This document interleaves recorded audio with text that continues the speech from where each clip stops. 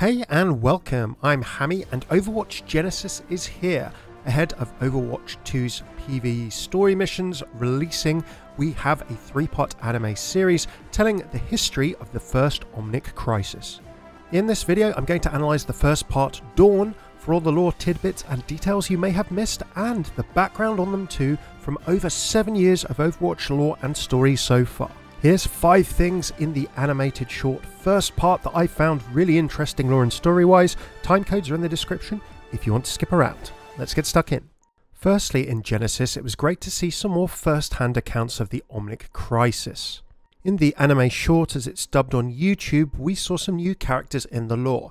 Lieutenant General Ricardo Perez, named as of the Brazilian Armed Forces and UN Military Affairs, interestingly.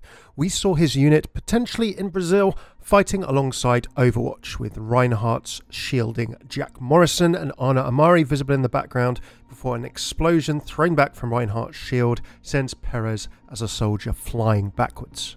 Throughout this first part, Dawn, we also hear from seemingly a couple, Kamara and Matthias Verne, both robotics engineers. Now, throughout this short, we see them talking about their experience, about robotics, about artificial intelligence around this period before the war, as they put it, and also, in the short, we see them both working with Mina Liao. Now, given the additional context and information we've had on Mina Liao from the Sojourn novel recently, this additional perspective from these two is pretty interesting when it comes not only to the background of the Omnic Crisis, but Liao's involvement. But more on that later. It's great to see these new perspectives, and hopefully we'll see more in the coming 2 shorts as to how the Omnic Crisis actually began from people who were there and lived through it alongside some of the key protagonists of those events.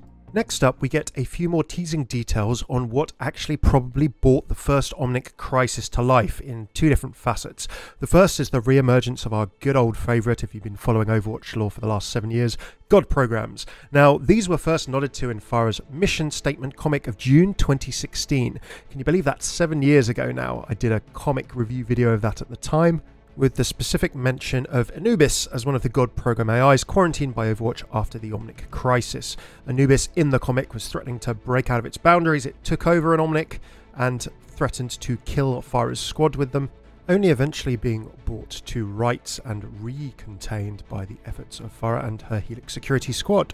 Theories in the community around God programs and lore intensified to the point where in mid to late 2017, in a couple of different interviews, one in a Reddit AMA, another in a post on the Overwatch forums, Michael Chu, narrative director, head writer at the time, actually came out and said that really God program was a colloquial way to describe the functionality of the AI in mission statement, or more of a colloquial term to describe Anubis than a designation for a class of AIs. So it was kind of downplaying God AI as more of a term for Anubis rather than anything more spread. People had been using God AIs as a theory for why the Omnic Crisis had started. Now, fast forward to 2022, Overwatch 2 and Esperança, a news little broadcast on that map in Portuguese mentions the defense of Portugal as well as the popular Martins couple from Anubis. So for all of you Lord of the Rings and Orthanc fans, God programs have definitely been back on the menu for a chunk of time, and it's interesting to see them reintroduced here in Dawn. The next generation of artificial intelligence became omnipresent. They were in charge of things such as food distribution systems to prevent starvation, controlling infrastructure, and as Kamara Verne says in the short, we were no longer defined by our mistakes. AI was actually helping save us from them. Until the first Omnic Crisis, of course, that is. It'll be interesting to see how God programs feature in the next couple of Genesis shorts. Another cool point in this Dawn short was more details on Omnica Corporation. Now, Omnica Corporation have long been a key founding part of the Overwatch lore and Overwatch story. We've known since 2016, since blogs when Overwatch launched, when Omnica Corporation were mentioned. For those unfamiliar, they revolutionized robotic manufacturing, and it is seen here in the Dawn short. Omniums were created, massive factories of automated construction machines and self-improving software algorithms. However, these began to break down. Independent analysis showed that they couldn't meet the corporation's promises of growth, and it was dissolved after evidence of fraud was uncovered. Then all of these suddenly defunct, dismantled Omnians woke themselves back up and immediately launched a military campaign against all of humanity. First Omnic Crisis. I should emphasize at this point that Genesis and some of the things that we will see are details probably around this initial story. We've known the skeleton of this since May 2016, and it's been iterated on and expanded upon, particularly through the characters of Echo and Mina Liao, but we'll come on to those shortly. It's very cool to see the effect that Omnica's initial robots and initial Omnics had on life in a pre-First Omnic Crisis Overwatch hopeful future. And when Kamara Verne says that life before the war was indeed extraordinary, you can see how life was being improved. From a child not being run over due to AI stopping the traffic, through to luxurious robots cleaning up spilt wine, and perhaps slightly more practical robots helping engineers and car mechanics, and also putting out and saving people from fires. Chefs, pool and beach attendants, au pairs and babysitters, and many more things besides. We can absolutely see both the benefits that the pre-Omnic Crisis world had, but also probably the pressure on Omnica Corporation as a company, as Mateus puts it in the video, to come up with the next big thing. We get a bunch of extra context about the life of Mina Liao.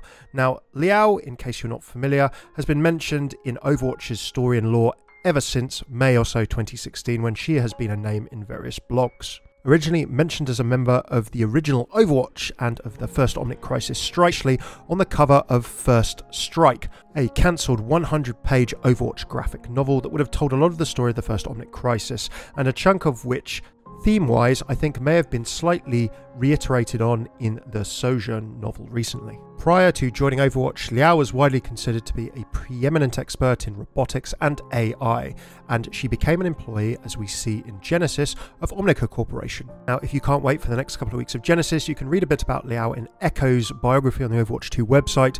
You can watch the reunion short, which also teased a bit about Echo, of course Liao's creation, before her actual release in 2020 with the bio information. It's interesting to see Liao's character at this point in her life and career. We can see how foundational and how fundamental she is to the new direction that Omnica Corporation took in their striving for the next big thing and their pursuit of what is dubbed in Genesis as...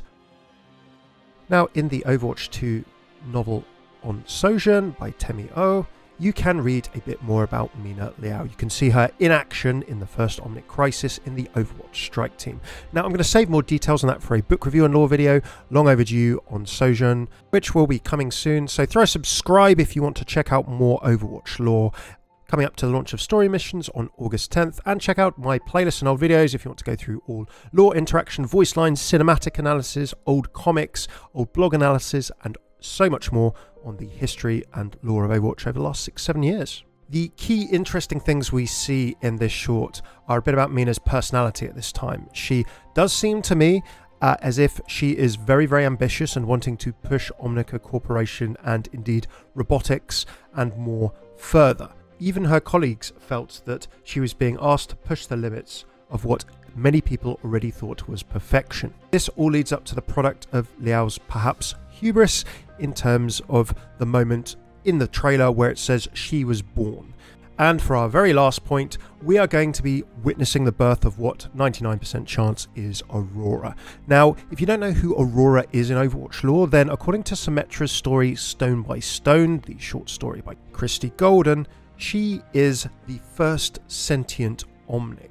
If you want to learn more about Aurora's role in the story, you can check out my short story explanation and analysis of Stone by Stone. The video is linked in the description below and here. But as a quick summary, Aurora sacrificed herself in the lore in order to have a chance for all other Omnics to have sentience. According to Zenyatta, when he speaks to Symmetra, it was not a guaranteed thing.